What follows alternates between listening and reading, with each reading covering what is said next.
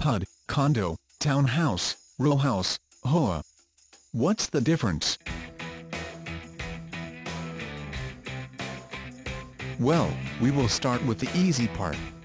What is the difference between a row house and a townhouse? In a word, nothing.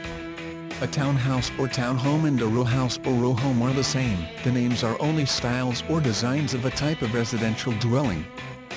Both town and row are attached dwellings, meaning that they are physically attached to the property or dwelling next to it. The word town was developed presumably by builders to have their newer constructions stand out as being more upscale and trendy than their older counterparts. So when it comes to the design or style, it doesn't really matter if it is row or town. So, why don't we just move into the new millennium and just call them all townhouses, or townhomes? Now we will start to get a little trickier. What is the difference between a PUD, condo, and what is an HOA? First, there are some similarities. Both a PUD and a condo have HOA fees. An HOA fee is a fee that can be monthly, yearly, or however the HOA sets it up to be paid by each property owner within that particular plan, neighborhood, or complex. A homeowners association, HOA, is a group within a specific plan, neighborhood or complex of homes that is in charge of the daily maintenance and operation of the common elements within that neighborhood. These common elements are usually set up when the plan is first designed, or can come later, as is the case with condominium conversions from apartments to condominiums. Common elements can consist of elevators, pools, clubhouses, tennis courts, and the list can go on all the way to parking lots and green areas. In fact, it can be as little as the marquee at the plan's entrance, and that is all. So if you have to pay some type of regular fee to a group within your neighborhood for some type of upkeep, this is probably an HOA fee. Okay, that's great for the HOA fee. Now what's the difference between a PUD and condo? Well, I'm glad you asked. The difference between a PUD and condominium has to do with the type of ownership.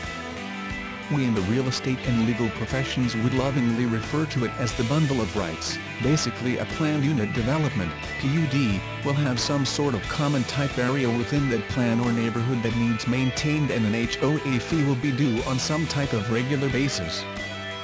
There may or may not be limitations to the use of your property, similar to zoning regulations. However, if you have these limitations, they will go above and beyond the local municipality's zoning ordinances.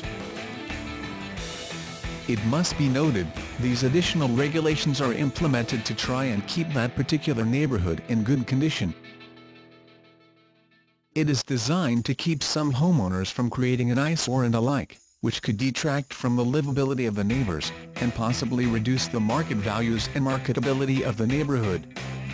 It must be noted, properties that are located within a PUD can generally be any type or style of dwelling. The huge difference is the type of ownership it affords and the rights on how you can use, repair, replace, improve the entire property both on the inside, outside and the yard within the PUD guidelines. Which brings us back to the bundle of rights. In a PUD you own your yard, and yes, you have to cut your grass, unless of course, it is in the PUD guidelines that the HOA will cut it. This is much different, yet the same, for condominium ownership. Many of the guidelines you would find in PUD restrictions you will find in condominium restrictions as well. However, there is one large difference. You do not own your yard. Nor do you own the exterior of your home. Generally, this is why you see condominium fees being much more than PUD fees. This is due to the HOA in the condominium association having to maintain and operate much more.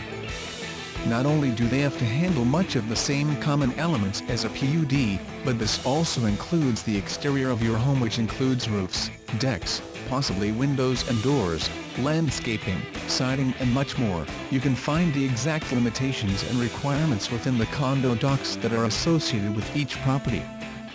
This brings us back to, but I live in a townhome. Sure, you can live in a townhome, single-family home, garden-style home, high-rise style home, patio-style home or a manufactured home.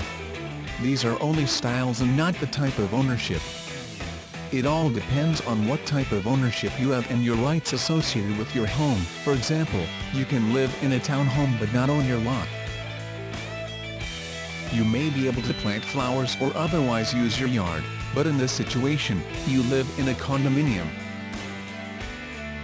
This is the same with any other type or style of property.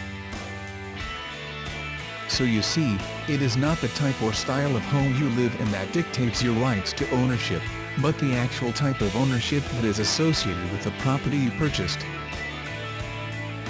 We would like to thank you for stopping by, and if you have any questions or would like a free consultation, feel free to give us a call at 412-831-1500. Again, thank you for stopping by.